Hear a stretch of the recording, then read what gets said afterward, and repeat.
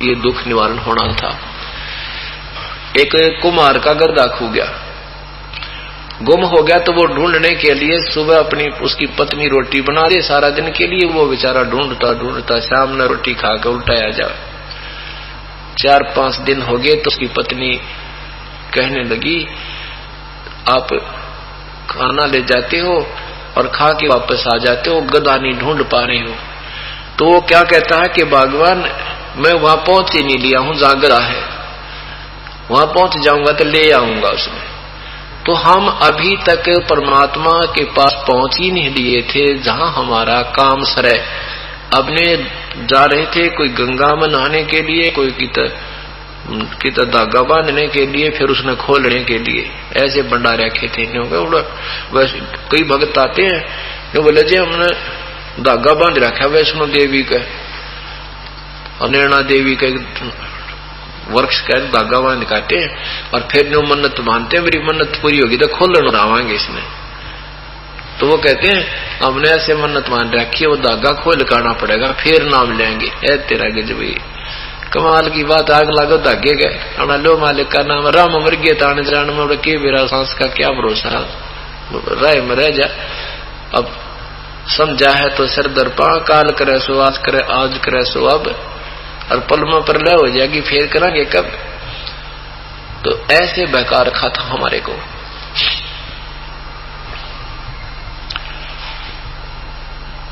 तो परमात्मा ने कहा बेटा तुम उस कुएं पर पहुंचे ही नहीं थे जहां पर जल था, सब खाली कुओं पर तुम्हें ये घुमा रहे थे अनजान लोग। एक भक्त के हम सत्संग कर रहे थे, पाठ किया करते थे घर घर जा करके, तो उसने अपने चाचा को भी कहा कि चाचा जी सत्संग सुनने आना। वो सत्संग सुनता है नहीं चाचा जी, फिर कहा कि कल भोग पड़ेगा तुम्हारे यहाँ, कल तो आइयो आप है। दुकानदार थे वे, अकाऊंगा बेटा। अब हमने संडे को भोग लगना था, भोग लगा दिया, सत्संग भी करते थे, घंटा 1.5 घंटे वो भी कर लिया। फिर बैठे थे बाद में 2-4-10 भगत बैठे थे, चर्चा कर रहे थे।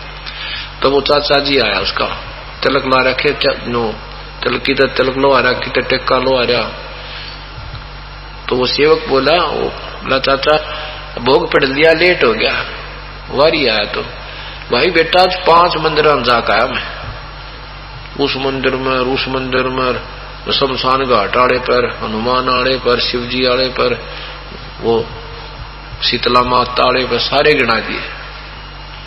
फिर वो बैठ गया, राम राम जय राम जी की, राम राम जी, राम राम जी, बैठ जाओ। फिर वो बैठ लिया। जब मैंने चर्चा की कि सेठ जी एक बात बताओ, आज 5 मंदिरों में गए आप? बोला हाँ जी, आज छुट्टी थी ना, वक्त तो उठ गया, दुकान पर नहीं जाना था, बाजार की छुट्टी थी। मैं आज मैंने उसको उदाहरण दिया कि जैसे प्याऊ बनी है कहीं पर और उसमें 5-6 टूटी लग रही है नल पानी के, प्यासा आदमी जाता है और टूटी खोलेगा, उसमें पानी मिल जाता है तो क्या करेगा वो बोला करेगा कि पानी पी कर चलता बनेगा। मैं बोला क्या वो दूसरी टूटी को खोल कर देखेगा या तीसरी को भी खोल कर देखेगा? बोला ये तो मूर्खानी बात करो, न्यो कौन खोला था? मैं बोला एक बात बताओ, आप पहले मंदिर में गए भगवान की तलाश में, पानी पीने गए थे और उसमें भगवान पाया नहीं तो आपने दूसरे में जाना पड़ा, और दूसरे में भी नहीं पाया फिर तीसरे में जाना पड़ा। अगर पहले में भगवान मिल जाता तो वापस आ जाते, दूसरे में नहीं जाते। काफी देर देखता रहा मेरे मुंह का ना, जान गया उसने तो दुख की नस पकड़ दी तेरी। फिर ने बोला आप तो सारी उल्टी उल्टी बात करो। अरे तेरा जो वो यह उल्टी बात होगी। उठ कर तिलागा, भोजन भी नहीं पाया, भतीजत भी रूस गया। उसको भी नहीं कहने लगा तू कित नास्तिक का फंस गया, यानी आप तो लगा नहीं, वो भतीजा और तोड़ दिया भगवान के सही रास्ते से, डगमग कर दिया। 6 महीना पाछा वो रेल तला कटका मर गया भतीजा। अन्यों का नाम ले रहा था और उनका पाठ भी कर दिया था, फिर भी क्या हो गया उसको? कमाल की बात है, कोई लड़का नौकरी लग जाए और वो गलती करे क्या टर्मिनेट नहीं होगा? ये कोई बात हुई? नाम ले लिया तो फिर वो परमानेंट काम हो गया तो क्यों में गलती करो और नाम भी बेसिक तोड़ दो, ऐसा नहीं लाभ मिलेगा। हर एक चीज की मर्यादा होती है, मर्यादा में रहने से सफल होता है।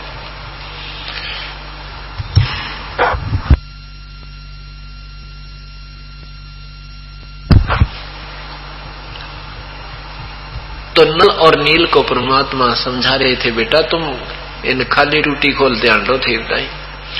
अभी तुम भ्रम भटक रहे थे उन नकली संतों ऋषियों के पास जिनके पास ज्ञान नहीं था।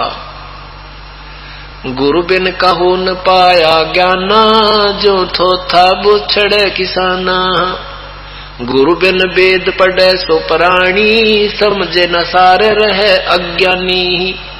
अभी तक कितने ऋषि महर्षि वेदव्यास जैसे महापुरुष जिन्होंने चारों वेद पुनर्लिखे और 18 पुराण 11 ये सब भागवत गीता जी सबका राइटर, और उनको बिना बेरा गीता जी में लिखा क्या है, क्या वेद बताना चाहते हैं, आज तक ज्ञान नहीं था।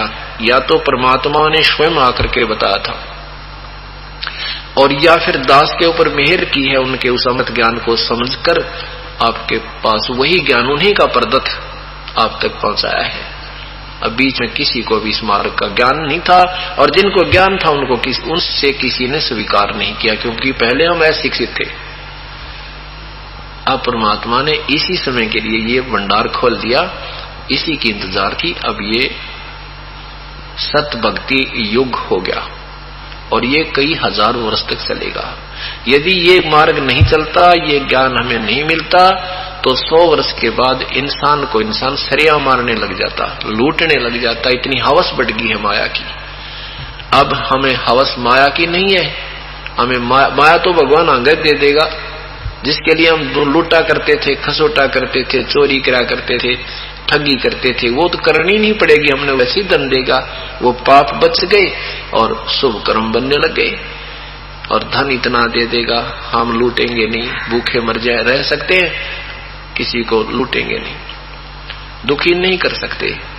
अनजानपन गलतियां होली सो होली, उनको माफ कर देगा भगवान यदि आगे नहीं करेंगे तो अब देखो ये दास देख रहा है कि किस तिथि थी जिसमें इस दास ने सन 1994 में 94 में शुरू किया था इस मार्ग को। दास परमात्मा ने आदेश दिया था गुरुदेव ने। उसमें आज जो हमारे भक्तों की सतिथि देख रहा है, उनकी नीयत देख रहा है, दिन रात का अंतर हो गया। इतना ठाठ कर दिया भगवान ने, जिनके पास साइकिल भी नहीं थी 3-3 ट्रक चले उनके। ये तो रूंगा और आत्म कल्याण ज्ञान ये कहना है कि ये तो सारा परिवार में खिला रहता है, सारा दिन परमात्मा की चर्चा चलती रहती है। ये शुभ कर्म की गाड़ी बनने लग रही है रोजाना की। पहले पप्पों को की गठड़ी बांधा करते, अब पुण्य ही पुण्य हो रहे। पहले स्पीड, अब हमारी जो नाम नहीं रखे अब वो तो नीचे को जा रहे हैं, और हमारे सेवक ऐसे डबल डिफरेंस होता जा रहा है उनके विचारों में भी, उनकी आर्थिक स्थिति में भी, और आत्म कल्याण स्थिति में भी हम उनसे बहुत अलग हो गए। और यही आत्म कल्याण का प्रत्यक्ष प्रतीक है। तो क्या बताते हैं परमात्मा, उनको बता रहे हैं कि बेटा तुमने मार्ग ठीक नहीं मिला था। ये संत ऋषि पूर्ण नहीं थे, ये बेसिक मंडलेश्वर नजर आवे हैं। ये पिछले पुण्य जन्मों के पुण्यकर्मी प्राणी हैं, पर वर्तमान की साधना इनकी ठीक नहीं है। नल और नील को अब तो सारी बात अच्छी लगे थी सतगुरु की, कुछ दिनों में उनको ज्ञान भी ठीक हो गया, समझ में आने लग गए, उनका स्वस्थ शरीर हो गया, मानसिक जो परेशानियां थी वो सब समाप्त हो गई, 3 ताप से जो दुखी थे वो स्वस्थ हो गए। अब वो भोले ज्यादा थे, क्योंकि लंबा समय बीमार रहने से फिर भी थोड़ा सादापन सा था उनमें। गुरुदेव ने कहा था बेटा सेवा किया करो, कई प्रकार के पाप कर्म आपके हैं, कुछ तो शारीरिक सेवा से कटते हैं, कुछ प्रणाम करने से, दंडवत प्रणाम करने से कटते हैं, कुछ दान करने से समाप्त होते हैं, कुछ सतगुरु के दर्शन करने से समाप्त होते हैं, कुछ पुण्य ये नाम के जाप करने से अक्षीण होते हैं। तो ऐसे ये सभी कैप्सूल गोलियां खानी पड़ेंगी स्वस्थ होने के लिए। अब उन्होंने सेवा करने की पूरी लगन लगा दी। जैसे सत्संग में बुजुर्ग, अपाहिज, कोई अंधे या कोई रोगी भी आते थे, कई दिन सत्संग सुनते थे, तो वो भक्तजन उनके कपड़े धोते थे, बर्तन साफ कर देते थे। नहरों के, नदिया दरिया के आसपास सत्संग होते थे, वो दोनों के तो पहले कैसे धोया करते कपड़े और बर्तनों को, पहले पानी में भिगा करते थे, भिगो देते थे, और 1 घंटे आध घंटे उन्हें बेकर फिर मोगरे मारा करते थे, साबुन तो थे नहीं। और ऐसे ही इन बर्तनों को पहले पानी भिगो देते थे, फिर रेत से साफ करते थे, मांजते थे। नल और नील दोनों उन रोगियों को, वृद्धों के जो भक्त आते थे, कपड़े ले जाते, उनके बर्तन धोने के लिए प्रार्थना करके ले जाते थे, उनको भिगो कर पानी में और सत्संग में सुनी हुई वार्ताओं की चर्चा करते थे। आज सतगुरु ने कितनी बढ़िया बात बताई, देख हम कहाँ घूम रहे थे, भगवान मर जाते, इनके चरणों में नहीं आते तो ऐसी ऐसी बैठी बैठी बातें करते, आंखों में पानी आ जाता। 1 घंटे बाद देखते तो कोई तो कपड़ा बह गया, कोई बर्तन डूब गया किसी का, और उनको ध्यान ही नहीं। जितने वहां उनको मिलते धो धाकर साफ करके प्रेम से और वहां रख देते कि छांट लो अपने जिसके। अब किसी का लोटा नहीं तो किसी की थाली कोना, किसी का लंगोटा नहीं तो किसी की धोती खूगी, किसी का कुर्ता कोना। वो कभी हमारा कुर्ता नहीं है, वो कह मेरा लोटा को नहीं, वो कह जी हम तो सारे धो के लाए थे। अब वो दूसरे सेवक कहते थे ये तो क्या करते हैं, उनको भिगोकर देखते नहीं है, ये तो बैठकर चर्चा करते रहते हैं, इस करके वो बह जाते होंगे पानी में। तो वो दूसरे सेवक कहते भाई, वो तो वहां आते थे भक्तजन, वो कहते भाई हमारी सेवा मत करो, हम तो अपने आप पर कर लेंगे। अब 4 चीज ले जाते हो, 2 वापस लाते हो, के सेवा हुई नल नील, भाई हम तो हम अपने आप पर कर लेंगे, रहने दो। फिर वो डर जाते थे कि कहीं तुम्हारी सेवा ना कमी ना रह जाओ, तुम फिर बीमार ना हो जाओ। फिर कहते थे अब के बिल्कुल ठीक ठाक लाएंगे, गिन कर ले जाएंगे, गिन कर लाएंगे, लेकिन फिर वही सतीथी रहती थी। उन्होंने भक्तों ने कहा गुरुदेव से प्रार्थना करनी पड़ेगी, ये मानते भी नहीं है और हमारी जो हाथ जोड़कर ले जाते हैं। गुरुदेव के सामने शिकायत की कि हे परमात्मा, ये आपके सेवक अपने भाई सेवा तो बहुत करते हैं, श्रद्धा भी है, पर हमारे सामने ये समस्या आ गई, आप इनसे कहो कि ये हमारे सेवा ना करें। हमारे कहने से नहीं मानते, रोने लग जाते हैं। अब नल नील वहीं खड़े थे, उन्हें पता लग गया, गुरुदेव ने कह दिया कि तुम मत सेवा करा करो तो हमारा तो मृत्यु हो जाएगी, हमें पाप लगेगा, हमें फिर दुख ना हो जाए। इससे पूर्व ही कि गुरुदेव को आदेश देवे, चरणों में गिर गए, बहुत रोए, ये प्रभु क्षमा कर दो, आगे से कोई गलती नहीं करेंगे, हमारी सेवा ना छीनना मेरे प्रभु। परमात्मा अंतर्यामी थे, कहने लगे बेटा मत चिंता करो, खूब ठाठ से सेवा करो, आज से आशीर्वाद देता हूं तुम्हारे हाथ से कोई भी वस्तु पानी में नहीं डूबेगी जिसको तुम्हारा हाथ लग गया। आशीर्वाद दे दिया। फिर वो कांसी के बर्तन थाली हुआ करती, पहले कांसी एक मेटल होता है, कांसी जैसे आज के स्टील के बेले कटोरे प्लेट बन गई, पहले कांसी के हुआ करते, और कांसी जल में डूब जाती है, वो कभी भी नहीं तैर सकती, उसका ऐसा वो तैर नहीं सकती। तो वो कांसी की थाली और वो बेले भी ऊपर ही तैरते रहते थे, पानी का भरका भी छोड़ देते तो भी ऊपर ही रहते थे, ऊपर की सतह पर। भिगोने के बाद डुबोना चाहते तो भी नहीं, पानी भरा रहता था, फिर भी ऊपर पानी पर रहते थे। पत्थर भी उठाकर नहीं हाथ लगा और पत्थर भी रख दिया तो पत्थर भी उसके ऊपर खड़ा रहता था, पानी पर रहता था, उस पर खड़ा हो जाए आदमी तो भी नहीं डूबता था। ऐसी उनके हाथों में परमात्मा ने शक्ति प्रदान कर दी। चलता रहा सिलसिला, फिर ये समस्या हल होगी उन कपड़े और थाली डूबने की। कुछ दिनों के बाद परमात्मा श्रीलंका में पहुंचे। सुबह सुबह एक चंद्र विजय नाम का भाट था, और वो चंद्र विजय राजा रावण के दरबार में जाकर के उसको ऐसे ही महिमा सुना कर राजा की प्रशंसा करता था। जैसे भाट लोग क्या कर, हे राजाओं के राजा, तुम तो राजाधिराज हो, आप ऐसे हो, आप तो पृथ्वीपति हो, इस तरह के उनके गुणगान करते थे, गीत गाते थे, और रावण उनको टुकड़े दे देता था, कुछ मेहनता न दे देता था। ऐसे चंद्र विजय की रानी जो करमवती थी,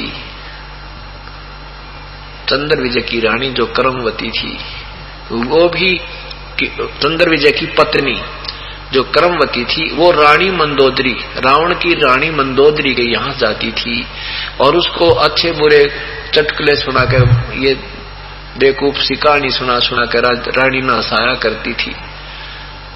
ये वहां से कुछ मेहनताना प्राप्त करती थी। ऐसे उनकी रोजी रोटी चल रही थी। चंद्र विजय भाट के कुल 16 सदस्य थे।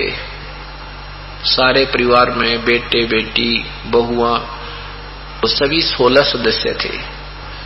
भगवान सुबह सुबह जाकर के चंद्र विजय के द्वार पर बैठ गया। होय होय, हमारे लिए वो परमात्मा उन पुण्यात्माओं के लिए जिन्होंने कभी किसी युग में परमात्मा का संग रहा है और उनके नाम पर कोई कुर्बानी की होती है, जैसे समन ने अपने बेटे का भी गर्दन काट दी थी भगवान की मेहमानी के लिए। और फिर वही समन आगे जाकर के 9 शेरवां बादशाह का 9 शेर खान नाम का राजा बना। फिर भी वहां पहुंचे, धर्म पूर्ण करवाया, फिर भी नहीं माना। फिर बलक बुखारे का बादशाह बना, वहां भी परमात्मा गए। आखिर में उस जीवात्मा को काल के जाल से निकाल कर छोड़ा।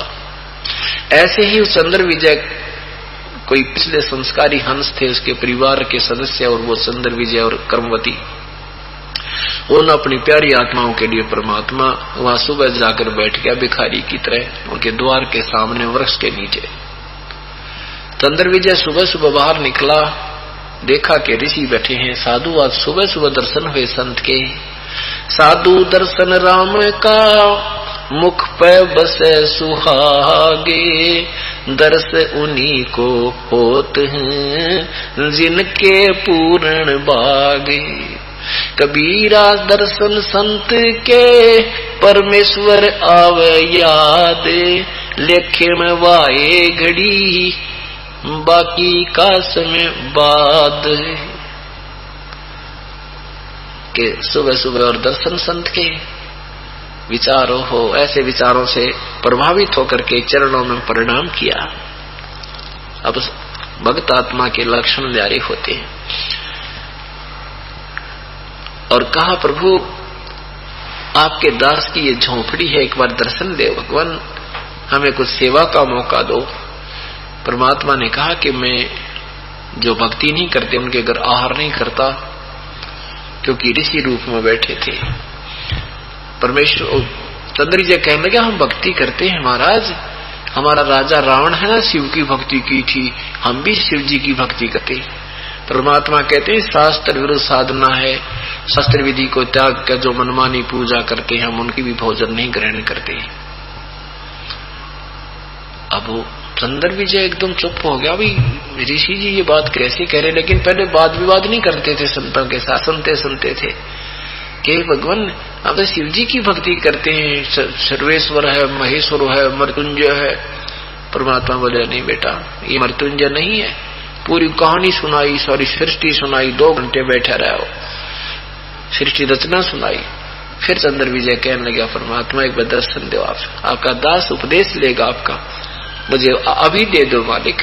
पूरी कहानी सुना ली, सारी सृष्टि की रचना सुना दी कि ये भगवान शिव जी भी नासवान है बेटा, ये कोई भक्ति नहीं है, असंग जन्म हो गए तुमने ये भक्ति करतों को।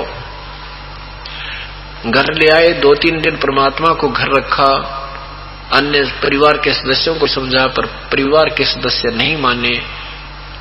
चंद्र विजय ने नाम ले लिया। परमात्मा ने कहा कि उसे कहा, चंद्र विजय ने कहा, प्रभु ये अभी नहीं मान रहे हैं क्योंकि ये बहुत पुराना ज्ञान हो गया, आप फिर दया करिए अपने बच्चों पे मालिक, फिर आना, एक बार जरूर दर्शन दिए मेरे दाता, अपने पौधा लगा इसको संभालते रहिएगा, आइएगा मेरे दर्शनार्थ मुझ दास के पास प्रभु। तो परमात्मा बोले, भाई ठीक, आते रहेंगे। कुछ दिनों के बाद भगवान फिर पहुंच गए। तब तक चंद्र विजय ने सारी कथा सुना के सारा परिवार तैयार कर लिया। सब तैयार हो रहे थे कि नाम लेंगे, आने दो गुरुदेव को। परमात्मा पहुंच गए, पूरे परिवार ने नाम ले लिया। 1 हफ्ता डटे भगवान वहां रुके उनके घर पर, पूरी कति सारी महिमा रंग दिए, सुनाई कथा परमात्मा की, बड़े खुश हुई। अब चंद्र विजय की पत्नी जो कर्मवती थी, अब मंदोदरी के पास जाती थी और प्रतिदिन कथाएं सुनाया करती थी। अब उसने वो पहले वाली जो चुटकुले अच्छी मंदी गाने गुने सुनाया करती थी, बूंदी अच्छी कहानी सुनाकर हंसाया करती थी, वो बंद कर दी और ये राम नाम की कथा या सृष्टि रचना सुनाने लगी। भगवान न्यू करता है, वो परमात्मा और है, ऐसे है वैसे है, ऐसे वो बीमार हो गया था, वो स्वस्थ हुआ भगवान के नाम ते। मंदोदरी कहने लगी, कर्मवती तेरी बोरी में तो खड़ भरी थी या खांड कितना है ते तो सारा कबाड़ बोलिया करती, आज इतनी बढ़िया कथा तो लाई कहां से। तब उस तंद्र विजय की पत्नी कर्मवती ने कहा, रानी हमारे घर भगवान आते हैं, गुरुदेव आते हैं, वो पूर्ण परमात्मा के पूर्ण मार्गदर्शक हैं, उन्होंने ये कथाएं सुनाई है। अब कई दिन ये कथा सुनकर और आंखों में पानी भर भर कर सुनाया करती वह कर्मवती चंद्र विजय भट्ट की पत्नी, और कहां पहले वह नरी बकवाद बोला करती, कहां आत्मा फूट फूट कर रोती है प्रभु की कथा सुनाते सुनाते। मंदोदरी का कड़ा प्रभाव हो गया कि इस आदमी में इतना बदलाव, इस औरत में इतना बदलाव है भगवान मैं देख नहीं सकती। यद कहे तभी ना मान्या करती, मेरे तभी मैं थोड़ी बहुत भक्ति बौड़ी अच्छी करती थी, उसको भी नहीं मानती थी, ये तो इतने नास्तिक टाइप थी, बकवाद गड़ा करती। और इस औरत में इतना बदलाव हो गया तो संत देखने जोगा है, उसके तो दर्शन ही करने चाहिए। तब मंदोदरी ने कहा, कर्मवती अब के तेरे गुरु जी आओ तो मेरे पास बुला कर लाना। अब वो रानी और वो एक दासी, अब दासी रानी के आदेश को ना में जवाब नहीं दे सकती। विधि से कहा कि जैसे आपका हुक्म महारानी, आपकी नौकरानी वही करेगी, लेकिन ऐसे सुना है कि संतों को बुलाना नहीं चाहिए, आदेश से स्वयं जाना चाहिए। यदि वो बुलाने से आ भी जाएंगे, आशीर्वाद नहीं देंगे तो बुलाना आना सब व्यर्थ हो जाएगा। संत के दर्शन स्वयं ही करने से ज्यादा लाभ होता है। अब मंदोदरी पुण्यात्मा थी, कहने लगी, बहन फिर मत बुलाना, जब गुरुदेव आओ मुझे एक बार तू जिक्र कर जाना, मुझे बता देना। परमात्मा फिर पहुंचे, कर्मवती ने संकेत कर दिया कि महाराज आए हैं, दर्शन कर ले मंदोदरी। मंदोदरी 2 मिनट में पहुंच गई। कहते हैं जो हमारे बच्चे हैं उनके लिए हम पहुंचूंगा अच्छे नेक में, जन अपने के हित सोचल सिद्ध में करूं, के कारण बनाकर अपनी पुण्यात्माओं को अपने चरणों में देते हैं परमात्मा।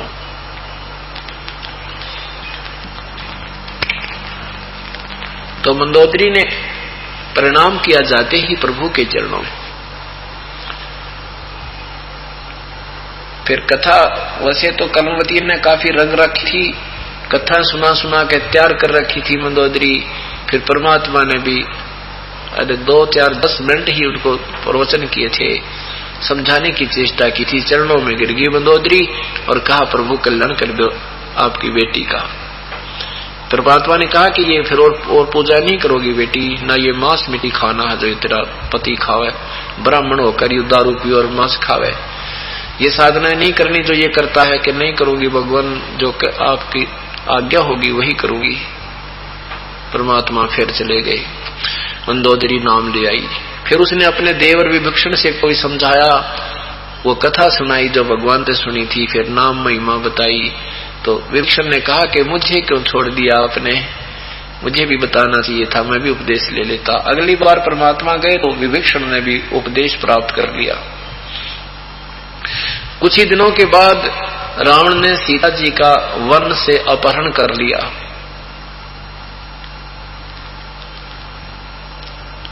अब मंदोदरी को बड़ा दुख हुआ कि दूसरी स्त्री को उठा लाया है रावण। बहुत समझाया पर नहीं माना, बहुत समझाया पर नहीं माना। एक दिन मुनिंदर रूप में आए कबीर देव से, कबीर परमेश्वर से अर्ज की मंदोदरी ने कि हे भगवान, मेरा पति ना जाने किस औरत को उठा लाया है। अरे भगवान, मुझे तो रात और दिन नींद नहीं आती है। हे भगवान, आप सद्बुद्धि दो, वो उस औरत को वापस छोड़ आवे। परमात्मा ने कहा, बेटी वो आम औरत नहीं है, ये विष्णु नाथ जी, विष्णु जी भगवान नारद जी के श्रापवश और इस मृत मंडल में आए हुए हैं। और ये लक्ष्मी है, ये वन में गए हुए थे, इनको किसी वो वनवास हुआ है इनको इनकी मौसी के कारण। और सीता ये लक्ष्मी रूप है और सीता को उठा लाया है। ये ये अपनी माँ को उठा लाया है। बेटी समझा दे इसने और दिया हुआ हाथ जोड़कर माफी मांग ले, इसकी खैर रह जाएगी, नहीं तो इसका जीवन शेष नहीं है। अब मंदोदरी और ज्यादा घबरागी, अपने पति से समझाने लगी, ये तो आप विष्णु, ये तो लक्ष्मी माता है, आप इसको क्यों उठा लाए, आपने तो विनाश करवा लिया अपने परिवार का, वापस दे आओ भगवान रामचंद्र को, विष्णु अवतार हैं वो, और अक्षमा याचना कर लो उनसे। अब कहते विनाश काले विप्रता बुद्धि। ओए होए, रावण कहता है क्या समझाती है मूर्ख, मुझे तू डराना चाहती है। वो जंगल में फिरे मस्करे, मर्गों को मारते 2 शिकारी, और वो मेरा क्या बिगाड़ देंगे, मेरे कुंभकर्ण से भाई और मेघनाथ से बेटे, जिन्होंने इंद्र भी लूट लिया, स्वर्ग के राजा पर भी चढ़ाई कर दी थी, उसको भी जीत रखा है। स्वर्ग के राजा इंद्र ने अपनी जान बचाने के लिए अपनी बेटी का ब्याह कर रखा मेरे बेटे का, और 33 करोड़ देवता मैंने बांध कर डाल रखे हैं, तू क्या समझाती है, मारे सट्टे के फट्टे।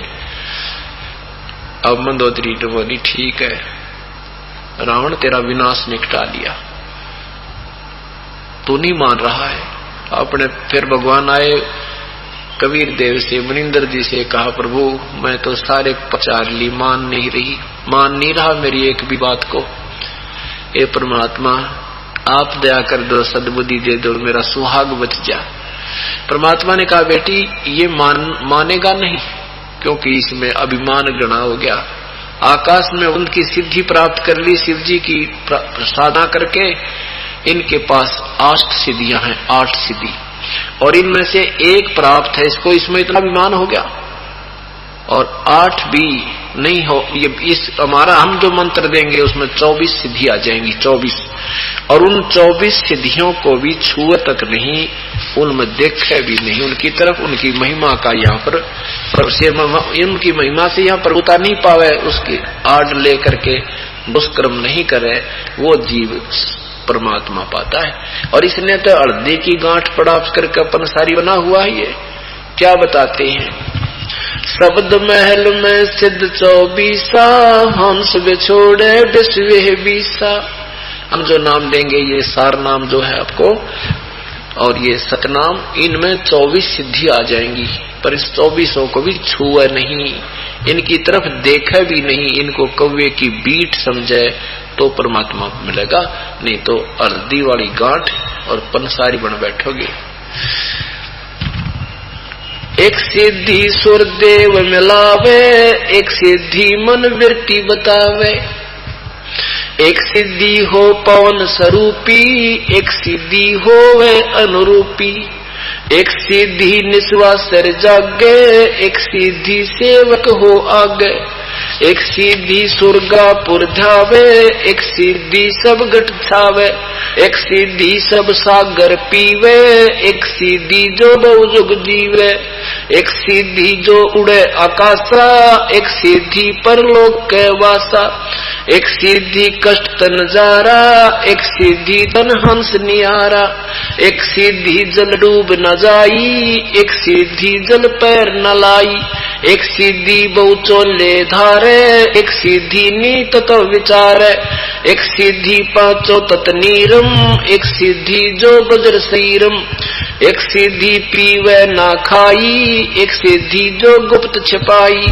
एक सिद्धि ब्रह्मांड चलावे, एक सिद्धि सब नाद मिलावे, एता खेल खिलारी खेले, सो हंसा पर गटवेले, 24 को नामन चावे, सो हंसा शब्द अतीत कहावे, प्रसिद्धि पूर्ण पटरानी, सतलोक की कहूँ निशानी, सतलोक स्वर्ग सुख सागर पाया, सतगुरु भेद कबीर लखाया, परमहंस पेखो परवाना, जन कहता दास गरीब दीवाना। कहते हैं 24 ने ना मन जावे, एक सिद्धि आकाश से उड़ जाई, और एक सिद्धि उड़े आकाशा, एक सिद्धि परलोक वासा। सुखदेव ऋषि सिद्धि के कारण उड़कर परलोक यानी दूसरे लोक में चले जाते थे, और फिर भी सत साधना बिना अलूणे थे, अधूरे थे, डरे ढो रहा था। एक सिद्धि सब सागर पीवे। अगस्त ऋषि ने 7 समुद्रों को एक ही घूंट में पी लिया था, ये खाली खोखे हो गए थे। और काफी प्रार्थना की, देवताओं ने फिर वापस कुरला कर दिया था, 7 समुद्र भर गए। अब वर्तमान के जो लोग हैं भक्ति में अभी रंगे नहीं है, वो तो इनको दंत कथाएं मानते हैं। नहीं, ये सत्य है। परमात्मा की कोई भी महिमा असत्य नहीं होती। उस परमात्मा की महिमा का ये एकाध अंश किसी को प्राप्त होकर वो प्रभु बन गए। जैसे इतनी बड़ी गाड़ी होती है, बस है, और किसी ने उसका एक टायर निकाल लिया, टायर, और उसने घुमाता जा है, न बोले हट जा, गाड़ी आ गई, कार आ गई, बस है मेरी। अब वो घूमता पहिया दिखा, आदमी ने सोचता वैसी होती होगी, देखिए ठीक है, वो तो एक पार्ट है उसका, उस बस का एक पार्ट है, एक अंग है। ऐसे परमात्मा की समर्थता का एक अंश है ये, इन सिद्धियों का। और परमात्मा के पास असंख्य सिद्धि हैं, पर उसके पास एक परासिद्धि है जो सब सिद्धियों की मां है। परासिद्धि पूर्ण पटरानी, सतलोक की कहूं निशानी। परासिद्धि जिसमें कोई सिद्धियों का अंत ही नहीं, इतनी सिद्धियां। तो क्या बताते हैं, एक सिद्धि सब सागर पीवे, एक सिद्धि जो बहुजुग जीवे। एक सिद्धि होती है जो अपने साधना कर लेते हैं, उससे श्वास जीव का 10वें द्वार में सेट हो जाता है, ऊपर आता नहीं जाता नहीं, और श्वास से जीवन निर्धारित है। कहते हैं ऐसी भी सिद्धियां हैं, लेकिन फिर कभी ना कभी वो सिद्धि समाप्त होती है, उसकी कोई बैटरी चार्ज होती है, कुछ समय होता है, उसके बाद फिर वो शरीर समाप्त होए फिर भी करेगा। एक सिद्धि जो बज्र शरीरम, जैसे दुर्योधन की मां ने अपने साधना की थी और अपने पति के साथ अपनी आंखों पर पट्टी बांध ली थी, क्योंकि धृतराष्ट्र अंधा था और साधना करती थी। उसमें एक सिद्धि आ गई कि अपनी जब वो आंखें खोले, उसकी नजरों के सामने जो व्यक्ति आ जाए वो वज्र का बन जाता है। तो उसने अपने पुत्र को कहा कि मेरे सामने आ जा दुर्योधन, तुम्हें युद्ध करना होगा बेटा, तू मरेगा नहीं, फिर इनसे मैं तुझे वज्र का बना दूंगी। तो भगवान श्री कृष्ण ने, क्योंकि उस समय काल प्रवेश था उसमें, वो काल ही सब खेल खेल रहा था श्री कृष्ण जी के अंदर। श्री कृष्ण जी ने जाकर के उसको, जब दुर्योधन जाने लगा माँ के सामने नंगा, तो उसने कहा शर्म नहीं आओगी तेने माँ के सामने और बड़ा बुढ़गड़ नंगा जागा, कम से कम केड़े का पत्ता बांध ले जांग पे, गुप्तांग पे। तो वह समझ में आ गई दुर्योधन के, अकिया तो ठीक से अपना केड़े का पत्ता बांध कर लंगोट की जगह माँ के सामने चला गया। और गंधारी ने ऐसे अपना आंखें खोली, वो सारा वज्र का बन गया, लेकिन वो कत्ता रह गया जहां पर कीड़ा पत्ता बांध रखा था, और वहीं से फिर उसको दुर्योधन को मारा गया था। तो यहाँ कहते हैं ये भी बकवाद है, इससे कोई लाभ होने वाला नहीं है। एक सिद्धि जो वज्र शरीरम, एक सिद्धि 5 जल नीरम। तो क्या बताना चाहते हैं परमात्मा की इन सीधी पे दिया बेटी कुछ नहीं है, और यो पंसारी बन गया, इसने समझा दे।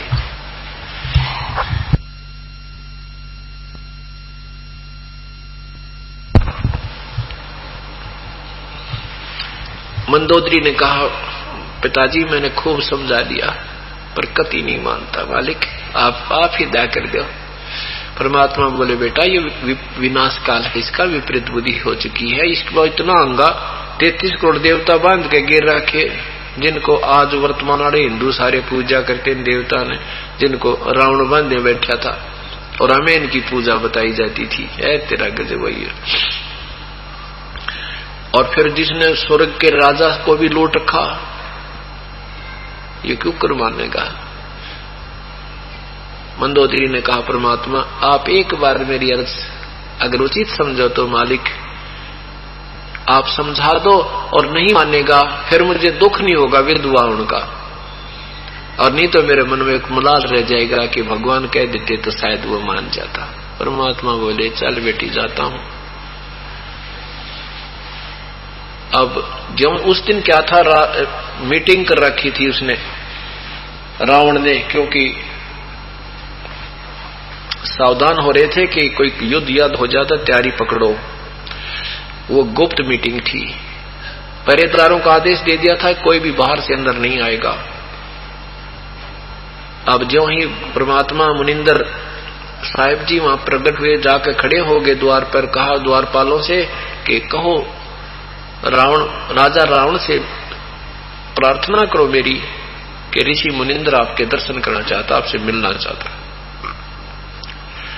अब पहरेदार कहने लगे जी हम नहीं जा सकते अंदर, अंदर का उत्तर बाहर दे सकते हैं, बाहर क्या संदेशा अंदर नहीं जा सकता। अगर हम रहेंगे ना पहले गर्दन काट देगा रिसीवर, अक्षमा करना। हमने पहले संतों से ऋषियों से डरते थे कहीं श्राप ना दे दे। अपनी व्यवस्था जाहिर की, प्रगट की। परमात्मा अंतर्यामी थे, अंतर्ध्यान हुए और रावण के सामने थोड़ी सी दूरी पर प्रगट होकर बीचों बीच, जैसे बीच के आने का रास्ता था उसमें से आते नजर आए। रावण ने कहा कि ये कौन व्यक्ति आ रहा है मेरे आदेश के विरुद्ध, मेरे आदेश बिना, इसको पूछो पकड़ो। वो बिल्कुल इतने परमात्मा निकट आएंगे और पहरेदारों को कत्ल कर दो, उनका शीश काट दो। जब परमेश्वर ने कहा कि आपके पहरेदारों का कोई दोष नहीं है, आपके द्वारपालों का दोष नहीं है, उन्होंने बिल्कुल मना कर दिया था, आपका बता दिया था कि हम कोई संदेशा तेरा अंदर नहीं दे सकते। उनको पता नहीं मैं कहां से आ गया हूं। रावण ने कहा तू आया कैसे, पहले ये बता। अंतर्ध्यान हो गए यानी अदृश्य हो गए और फिर प्रकट हो गए कि ऐसे आ गया मैं। फिर भी मंदबुद्धि का समझ जाने की देख भगवान सामने खड़े, कहने लगा तू क्या काम आया है। परमात्मा ने कहा मैं तेरे हित में दो बात करने आया हूं। आपसे मेरी प्रार्थना है कि इस सीता को तू वापस राम को दे दे और चरणों में गिर के अपनी अक्षमा याचना कर ले। ये आम औरत नहीं है, ये लक्ष्मी माता है, विष्णु अवतार श्री राम रूप में आए हैं, इनको श्राप लगा हुआ है। रावण अपने जीवन की भीख मांगे।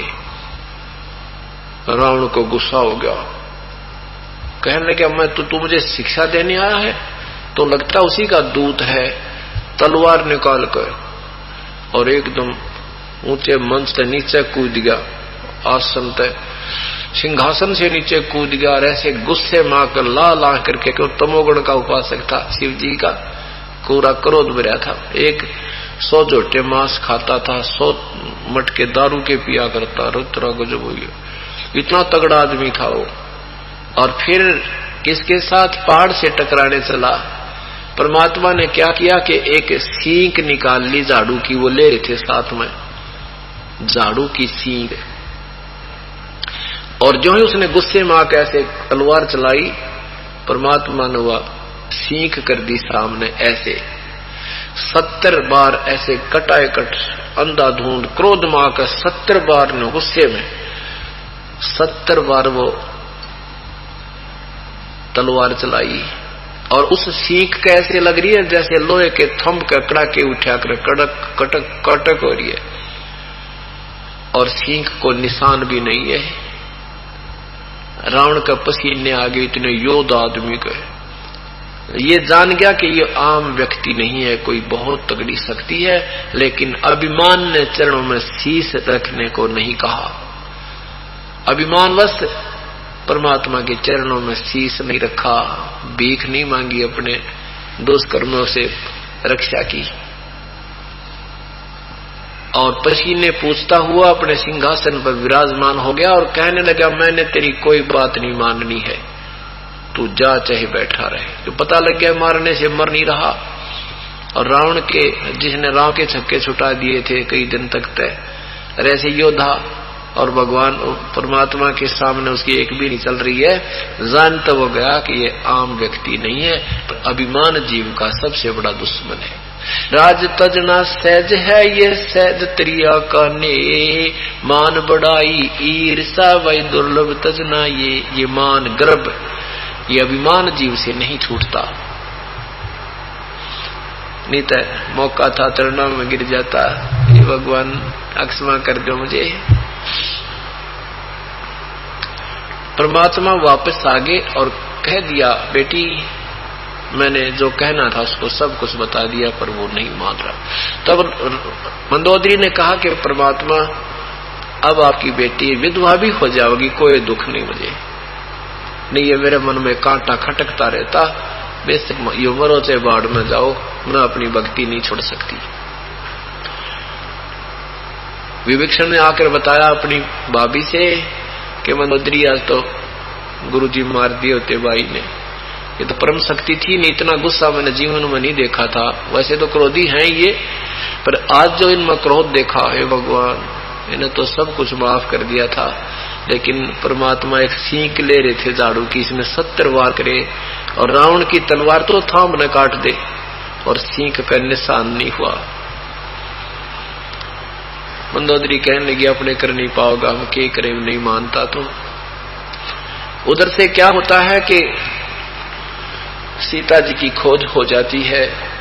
अब समस्या आती है समुद्र पर पुल बनाने की। समुद्र के ऊपर पुल बनाने की समस्या आती है।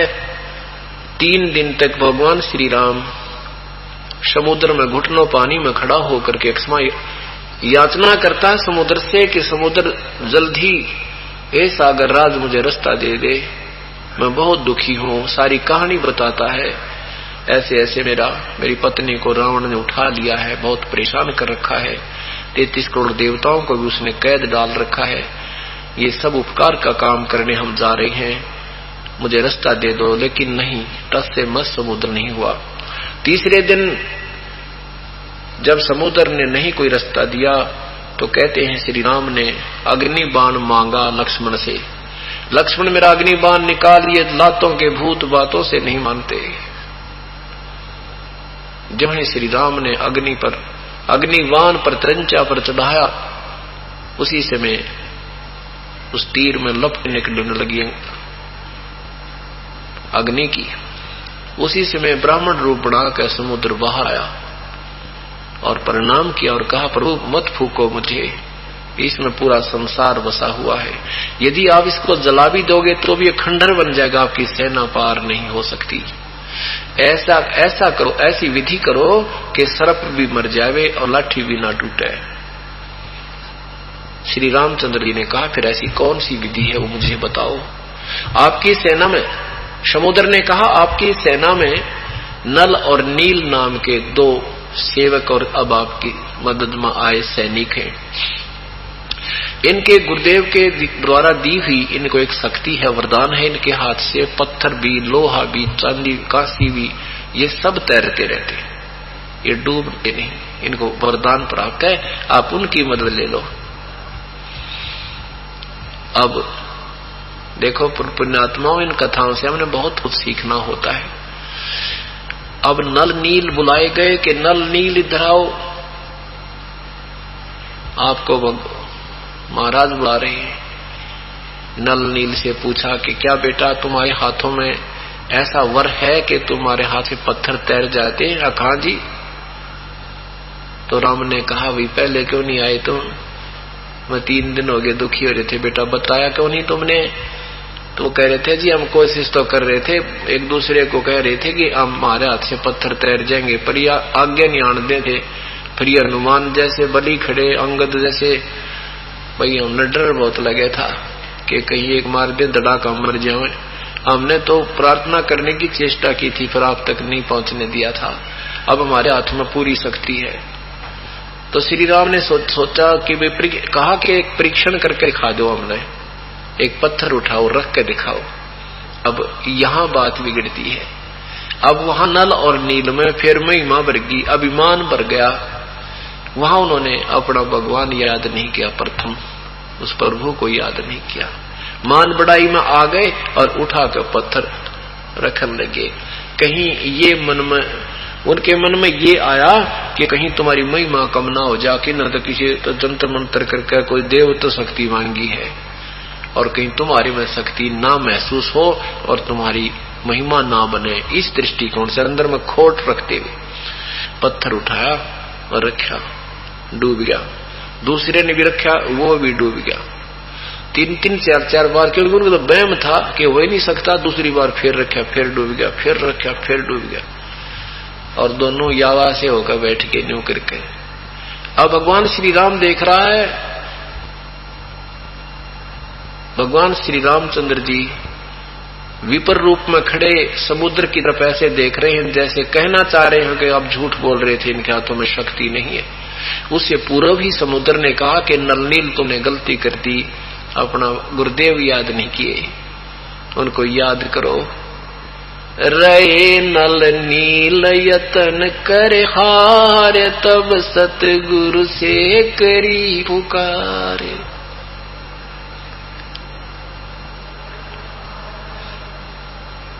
तो उसी समय दोनों ने खड़ा होकर के और याद किए परमात्मा को। परमात्मा इतनी देर में आधा किलोमीटर की दूरी पर आते नजर आए। नल नील ने देखा कि गुरुजी तो वो आ गए हैं, वो आ गए, वो आ रहे हैं, आप ही आ रहे हैं। ये तो अब सबकी दृष्टि गई, परमात्मा मुनिंदर ऋषि आ रहे हैं। निकट आए तब श्री रामचंद्र जी ने प्रणाम किया, दंडवत प्रणाम किया ऋषि के चरणों में और कहा, प्रभु आज हमारे ऊपर आपत्ति आई हुई है। ऐसी सारी कहानी सुनाई और हम बहुत दुखी हूं, मुझे रास्ता दे दो, किसी प्रकार पार करूं, हो जाऊं। और आज आपके इन सेवकों में भी शक्ति नहीं रही, इनके हाथ से भी आज पत्थर नहीं तर रहे हैं, ये मेरा ही दुर्भाग्य है प्रभु।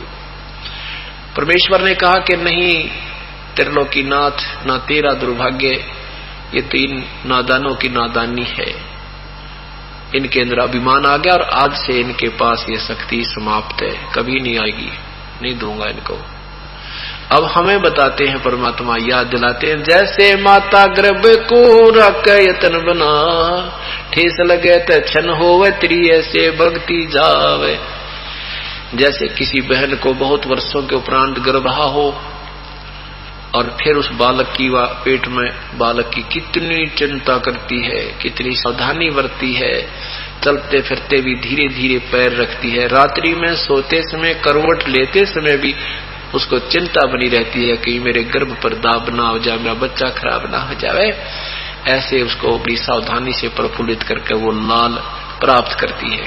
ऐसे ही गुरुदेव से उपदेश लेने के बाद आपने बहुत सावधानी रखनी पड़ेगी, और नहीं तो जरा सी भी सावधानी होते ही ये भक्ति रूपी लाल आपका अक्षीण हो जाएगा, खत्म हो जाएगा। जैसे माता गर्भ को राख यतन बना और ठेस लगे तो छन हो तेरी ऐसे भक्ति जा।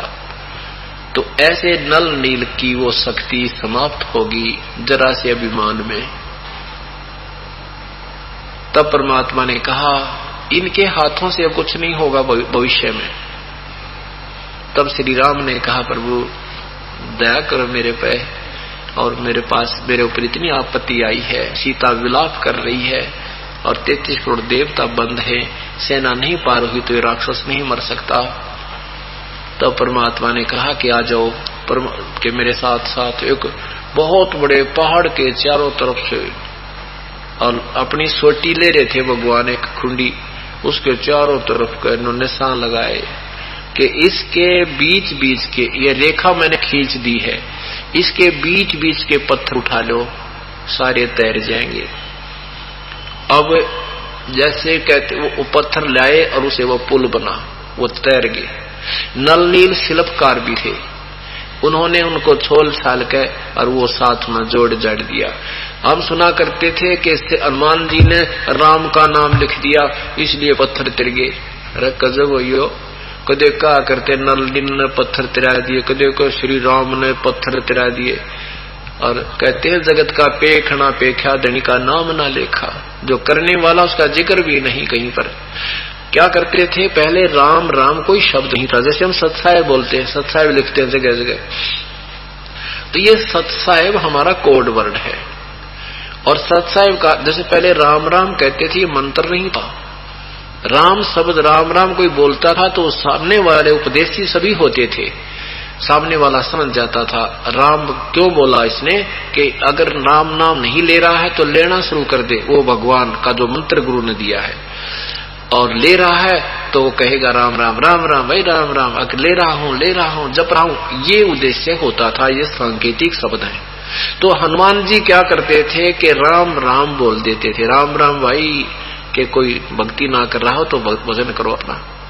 तो वो क्या लिखते थे अपने, एक पहाड़ ठाया, बड़ा पत्थर ठाया, बड़े बलवान थे, बड़ा पत्थर ठाया, उससे उठाने से पहले उस पर मोटे अक्षर में राम लिख देते थे और चल पड़ते थे ठाकर, उसके पीछे भी आगे भी, कि मेरे से पीछे आने वाले भी देख लेंगे राम राम, देख के अपनी भक्ति करते होंगे, कहीं भूल ना जा, और सामने वाले भी देखेंगे राम लिखा है तो वो नाम जो दे रखा गुरुदेव ने वो जाप करते रहेंगे, भूल ना पड़ेगी। उद्देश्य केवल इतना था।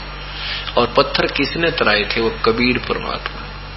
रे नल नील यतन कर हार, तब सतगुरु से करी पुकार। रे नल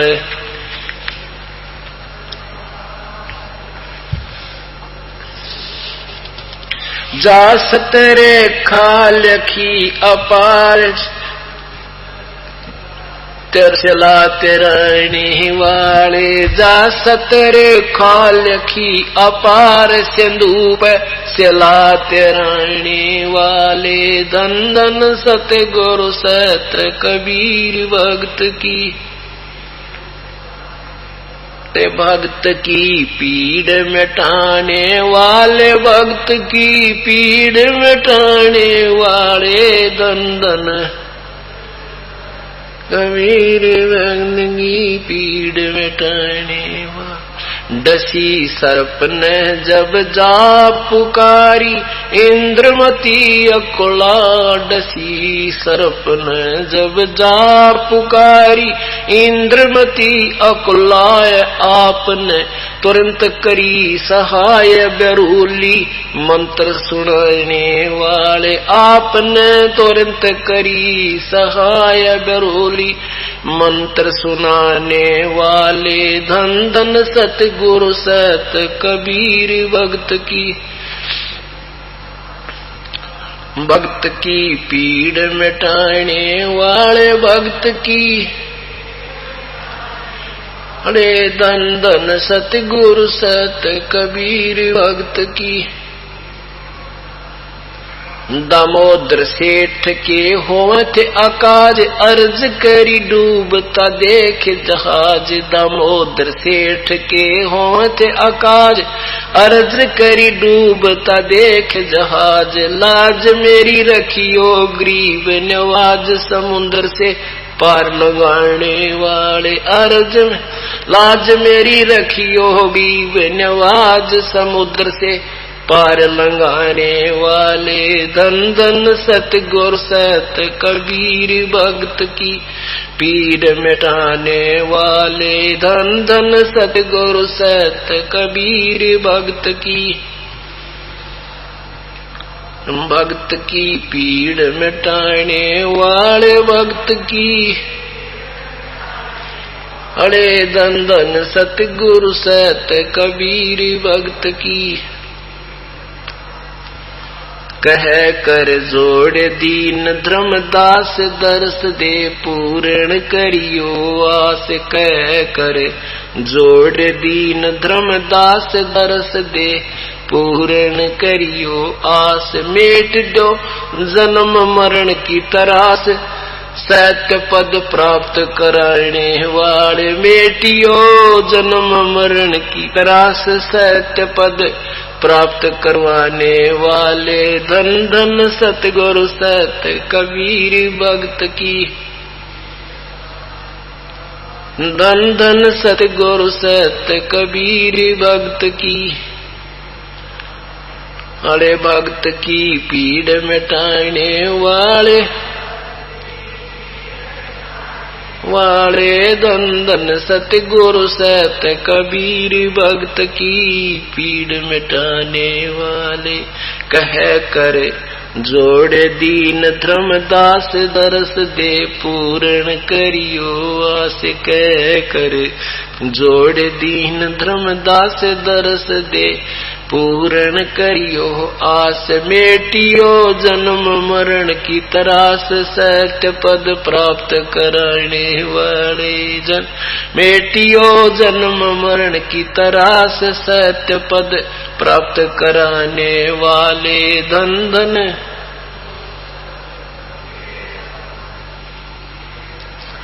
भक्त की पीड़ मिटाने वाले भक्त की, धन धन सतगुरु सत कबीर, भक्त की पीड़ मिटाने वाले सत साई। अब क्या होता है, परमात्मा कबीर साहब कहते हैं, जय तुझे राजपाट कुछ चाहिए, हमरा धर ले ध्यान। यदि तू राजा भी बनना चाहता है, ये भी हम ही बनाएंगे। इन भगवानों की साधना जो तुम कर रहे, ये तुम्हें कर्म से कम ज्यादा नहीं दे सकते, जैसा किया वैसा ही फल दे सकते हैं। भगवान शिव, तमोगुण शिव की उपासना की थी रावण ने, 10 बार अपने यहां से धड़ काट दी थी दोनों हाथ और शीश चढ़ा दिए थे। 10 ही बार ज्यों के त्यों वापस दे दिए, इन्होंने रूंगा भी ना दिया। और वो राज्य नहीं रहा जिस राज्य के प्राप्त करने के लिए रावण ने पापड़ बेले थे।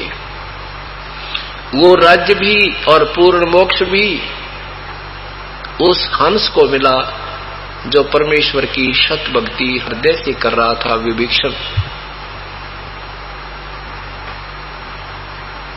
अब परमात्मा कहते हैं, जय तुझे राजपाट कुछ चाहिए, मेरा इधर ले ध्यान।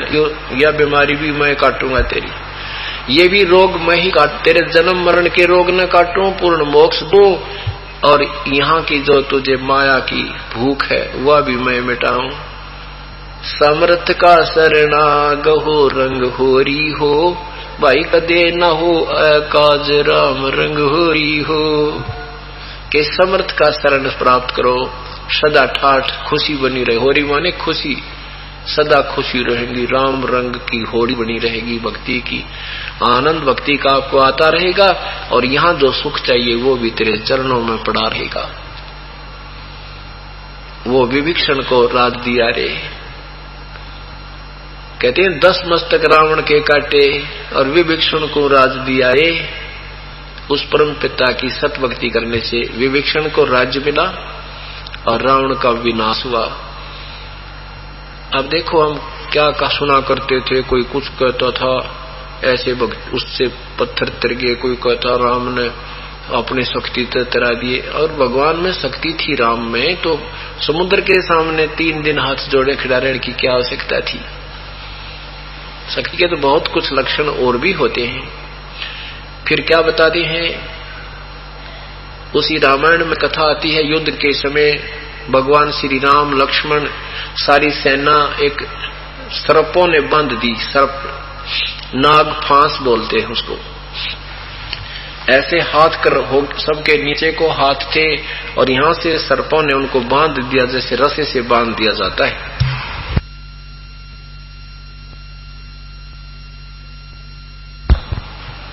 उस समय कहते हैं गरुड़ देव से, गरुड़ पक्षी से, जो श्री विष्णु के वाहन हैं, उनसे याचना की गई। उन्होंने स्वर्ग से आकर के उन नागों को काटा, तब भगवान राम भी बंधन मुक्त हुए। अब बताओ, फिर परमात्मा कहते हैं तुमने श्री कृष्ण को इसलिए परमात्मा मान रखा, उसने गिरिराज ठा लिया था हाथ पे। अरे नादानो, केवल इतने ही लक्षण नहीं होते, और तुम मानते हो कि श्री राम ने पुल बना दिया था अपनी शक्ति से, तो तुम्हारी बात बड़ी करते हैं। वैसे तो सही कहानी तुम्हें समझ में आएगी जब बहुत टाइम लगेगा, पर आप तुम कहते हो कि इसलिए श्री राम पूर्ण परमात्मा थे कि उन्हें समुद्र पर पुल बना दिया। ये सब शक्ति जो मेरी ही प्रदान की हुई थी, श्री कृष्ण ने वो पहाड़ पुल उठाए, पूतना पतना मारी, वो मैंने शक्ति दे रखी थी। और फिर आप मर गए और सारा कुणबा मर गया उनका। ऋषि दुर्वासा की श्राप तो जब ना बचाए उसने, श्री कृष्ण नहीं बचा सके। ये तो खेल, वो आपने 15 में गीता जी के 15वें अध्याय का 17वां श्लोक सुना है ना, उत्तम पुरुष तो अन्य है, वो तो कोई और ही है जो सबका दान पोषण करता है, तीनों लोकों में प्रवेश करके सबकी क्रिया शक्ति वही देता है उनको, उसी की कृपा से सब कार्य वही करता है, भक्तों के डे हुए काम को वही करता है करके। ये तुम भूल चुके हो। चल तुम्हारी बात बड़ी करते हैं। क्या कहते हैं कि समुद्र पाट लंका गयो वो सीता को भरता हारे, अगस्त मुनि न ये सारे पी लिए इनमें कौन करता रे। कि तुम भगवान को श्री रामचंद्र जी को इसलिए पूर्ण परमात्मा मान बैठे हो कि इन्होंने समुद्र को पाट के इसके ऊपर पुल बनाकर परली पार पहुंच गया। ये पहुंचा भी कैसे था ये तो तुम्हें पता ही नहीं, पर यही मान कर चलो कि इतनी ही महिमा से इसको पूर्ण करतार मान लिया। और अगस्त जी ने ये सारे पी लिए थे, फिर इनमें कौन सा भगवान? अगस्त ऋषि ने ये सातों पी लिए थे क्या घुट में, वो तो उससे भी ज्यादा शक्ति वाला हो गया, तो इनमें कौन सा भगवान? कहते हैं समुद्र पाट लंका गयो सीता को भरता रे, अगस्त ऋषि ने सारे पी लिए इनमें कौन करता रे। गोवर्धन श्री कृष्ण धारो द्रोण गिरी हनुमंत, शेष नाग सारी पृथ्वी उठ सारी सृष्टि उठारा इनमें कौन भगवंत। तुम कहते हो भगवान श्री कृष्ण जी ने ये गोवर्धन पत्थर पहाड़ उठा लिया था इसलिए भगवान है, तो हनुमान जी द्रोणागिरी लाए ठाके, और तुम्हारी दंत कथा कहती है कि शेष नाग के ऊपर ये सारे लोग धरे हैं उसके सिर पे, तो वो सबसे तगड़ा तो वो होगा जिसने सारी सृष्टि ठा रखी, शेष नाग हुआ, फिर थारे भगवान से भी बड़ा। इनमें कौन सा भगवान? कहते हैं काटे बंधन विपत में कठिन कियो संग्राम, चिन्नो रे नर प्राणिया ये गरुड़ बड़ा अकराम। कहते हैं उस विपता के अंदर गरुड़ ना कर तेरे भगवान के भी तुम्हारे भगवान के बंधन काटे, तो इनमें गरुड़ शक्तिशाली हुआ, तुम्हारा यो भगवान राम शक्तिशाली हुआ। कटे बंधन विपत में कठिन कियो संग्राम, चिन्नो रे नर प्राणिया भाई गरुड़ बड़ो अकेराम। यहां परमात्मा बताना चाहते हैं तुम जगत का पेख ना पेखा धरणी का नाम